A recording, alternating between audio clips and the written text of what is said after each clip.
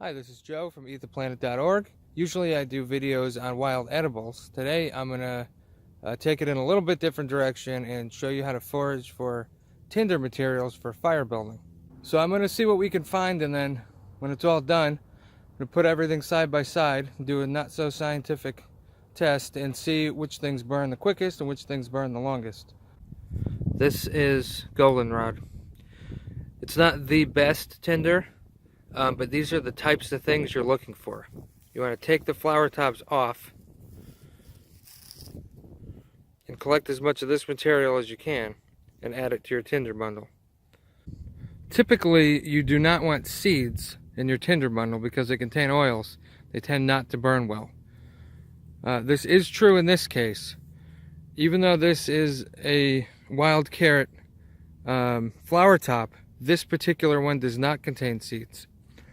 If you see the seeds in the middle, to use this as tinder, you got to take them all out. They don't burn well. But this material does burn very well. So this is something else you can add to your tinder bundle. A mixture of different materials often works well. Sometimes this is overlooked as a tinder, but this is just summer grass that's all knocked down for the winter.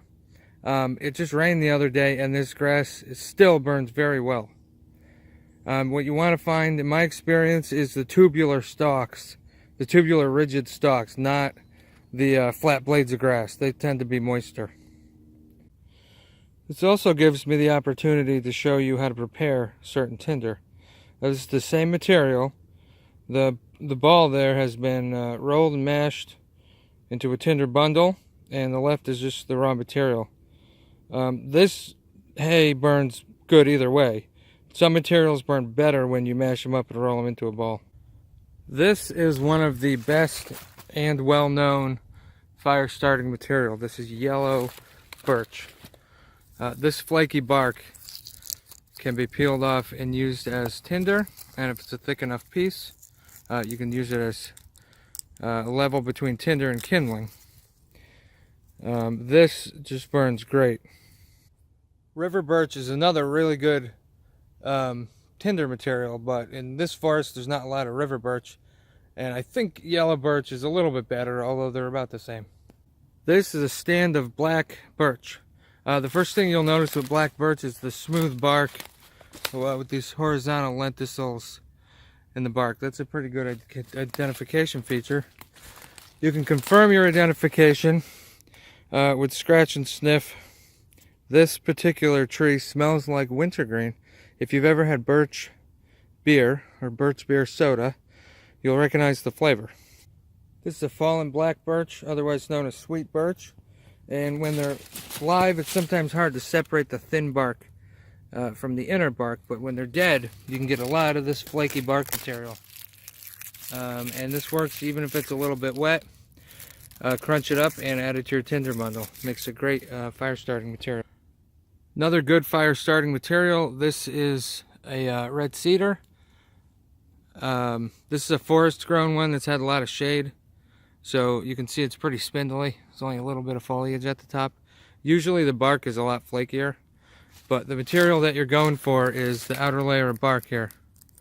Collect as many flakes as you can, grind them up, and add them to your tinder bundle.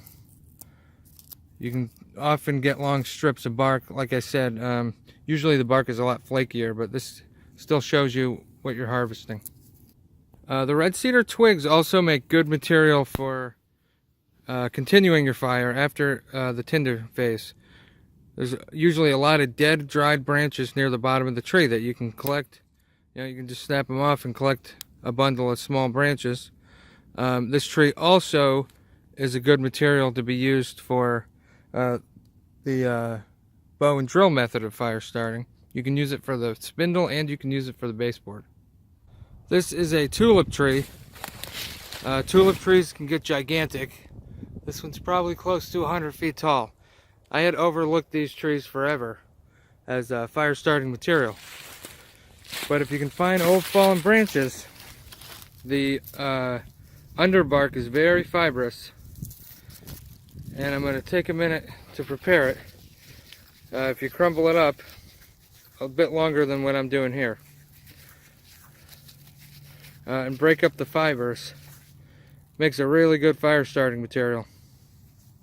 And also the wood of tulip, if you can find a big enough piece, is excellent as a baseboard for bow and drill fire starting, and also fire plow.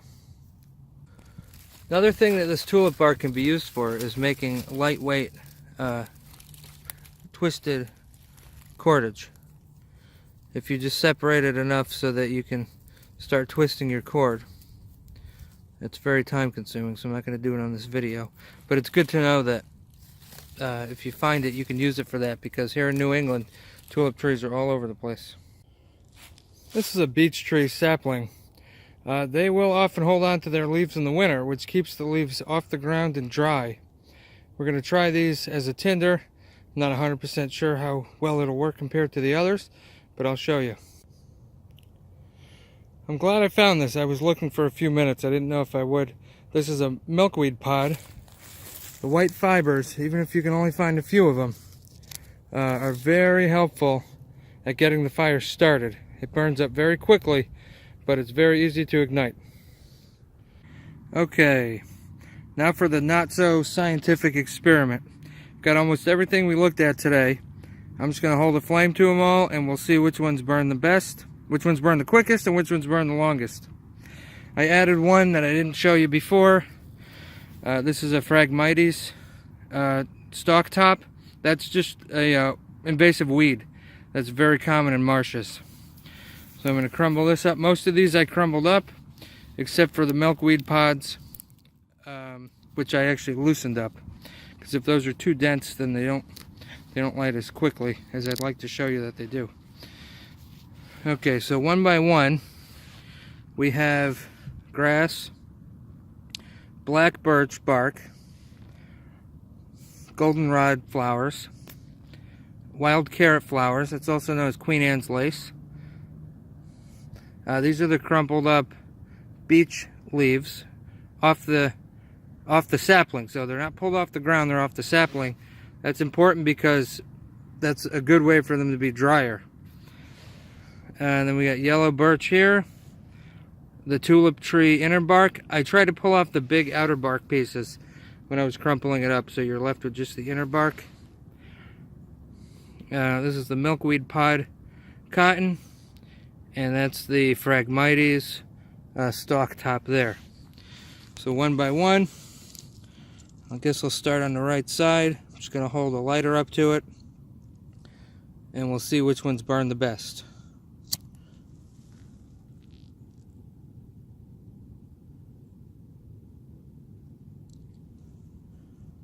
So that one does not burn well.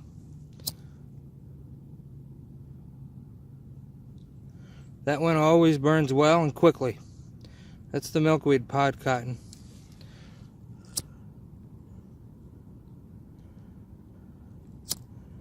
This one I know doesn't start as well, but typically burns well once it's started.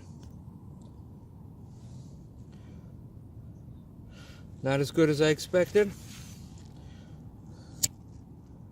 It's the yellow birch. This one almost always burns well, and for a long time. That's why the yellow birch bark is really known to be a good fire starting material. Whew, I'm gonna let that die down a little bit. All the smoke's going in my face.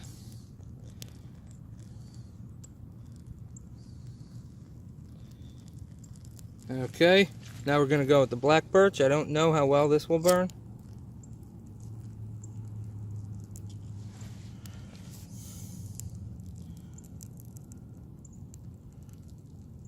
Well, it's burning reliably, but not as quickly as the yellow birch, which could be good. Depends on what you're going for there. Keep in mind, it's not dry today. The ground's soaking wet. Most of this material is a little bit wet, so this is not optimal conditions. All right, well, we'll let that black birch burn. Let's try the beech leaves.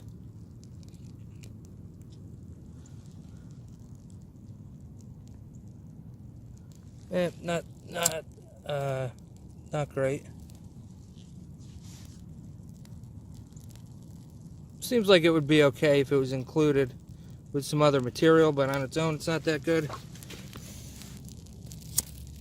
This is the wild carrot, which burns very well. At least it catches quick. Yeah, it's still burning, so that's a very good option. The wild carrot flower tops. The black birch is still burning. That's good. Let's try the goldenrod flower. I don't think it's going to burn well. I think this is good if it's added to other materials. It's sort of smoldering. It's not great on its own. And we'll just try the grass stalks here. You would expect those to do decently. I'm going to try to light this grass again.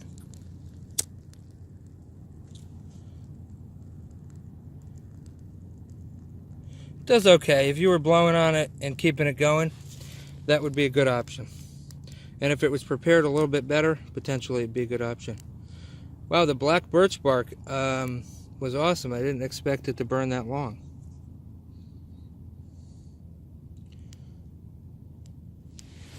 I'm going to try the tulip tree fibers again. I was rooting for those. I thought they would do better.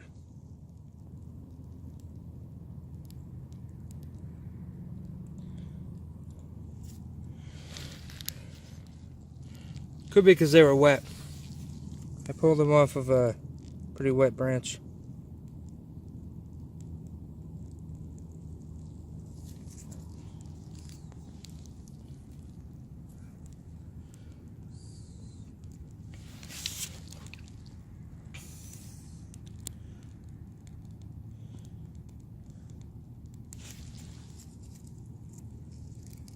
Not terrible.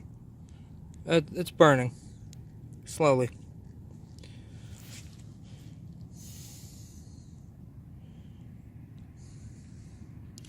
So the clear winner was the for starting the fire was the milkweed fiber. It was the milkweed cotton, and then the two birch barks